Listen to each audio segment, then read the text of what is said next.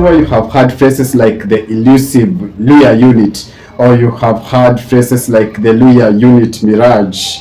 These are some of the adjectives that the media normally use to describe the Mulembe people, because apparently these people have refused to unite. It has been difficult for them to unite. So today my analysis is about the Western region, the Mulembe nation. I just want to dissect and look what is ailing the Mulembe nation. Why is it so difficult for these people to unite? If it is your first time on this channel, please don't leave without hitting that subscription button, so that when I upload the next video, you will not miss out. So guys, without further ado, let's delve into it. What exactly is ailing the Mulembe nation? Why is it so difficult for Mulembe nation to unite? Remember, Mulembe nation has 21 sub-tribes, and for each sub-tribe has its own kingpin, or there is a leader for each sub-tribe. For those who do not know the sub-tribes, I'll mention just a few of them. I'll not be able to mention all of them because of the timeline of my video. I want to fix all the content in a 10 minutes program. So for those who do not know, number one is the Bukusu. Bukusu holds 30% of the Western region.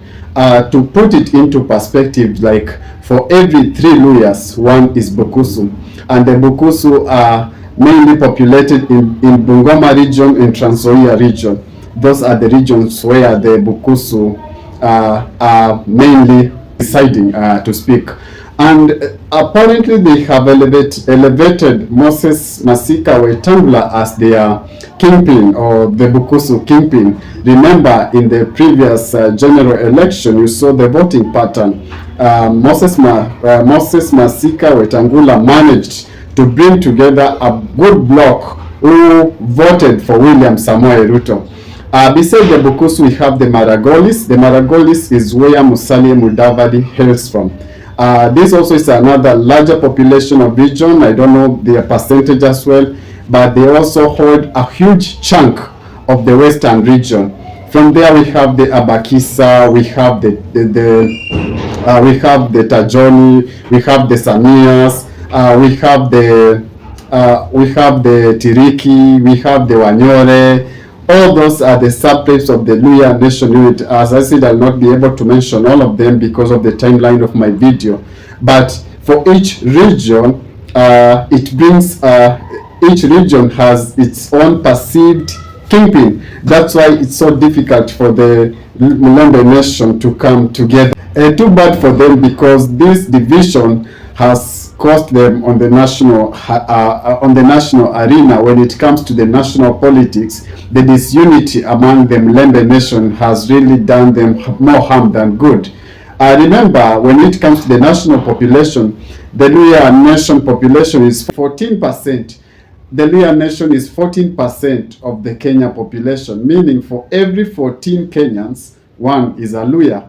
And despite them having numerical strength, they still lag behind when it comes to matter politics. Especially in Kenya, we all know that the politics of a country revolve around ethnic mobilization, and the Mulembe nation has not been so good in ethnic mobilization, especially when they seem to be leaning always, or getting it always wrong, and finding themselves in the opposition. And I will take the bull by the horns and tell you straight to your face that the biggest challenge in uniting Mulembe nation has been the Baba factor. Remember, whenever AFC Leopard plays against Gor Mahia, you've heard a phrase like the Mashemeji Derby. So the Mashemejis are going to meet in the football arena.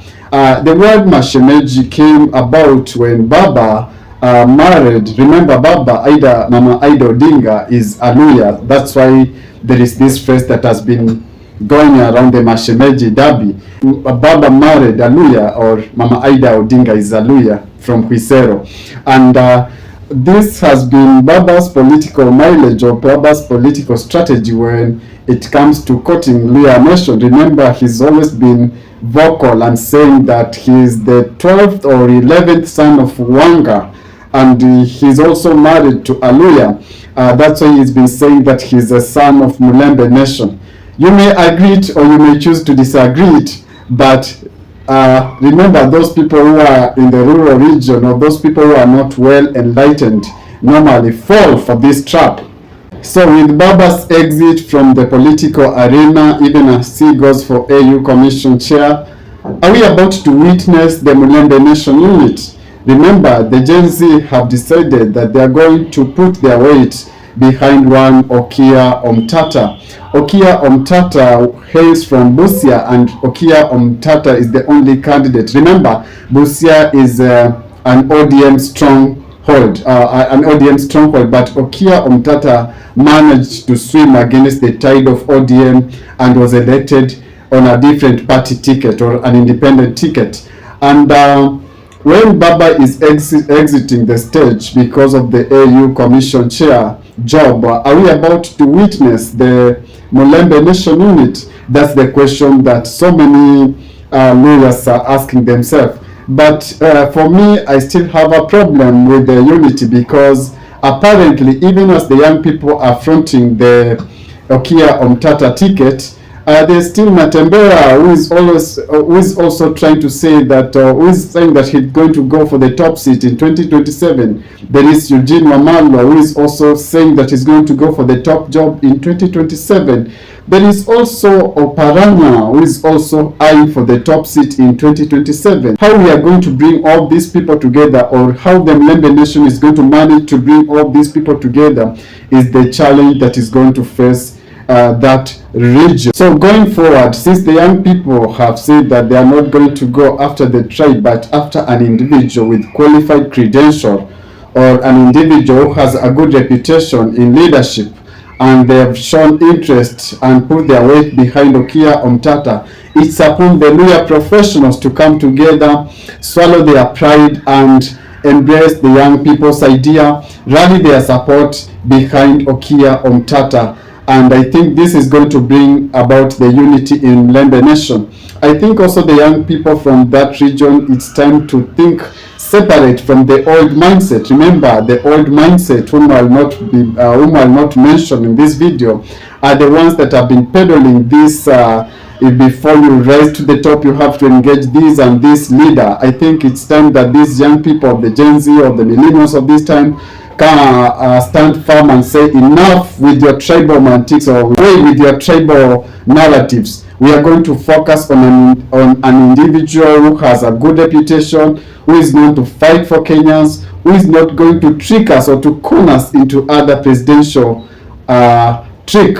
In my next video, I'll be delving further into the Mulembe Nation unity, and I'll also focus among the emerging leaders from the Mulembe Nation, these young people. I'm also going to gauge their mindset.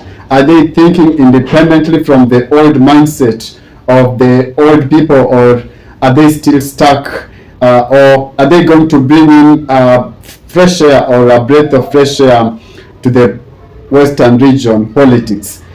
Please guys, don't leave my channel before hitting that subscription button, so that when I do the next video about the Mulembe Nation, you'll not miss out. Thank you for watching.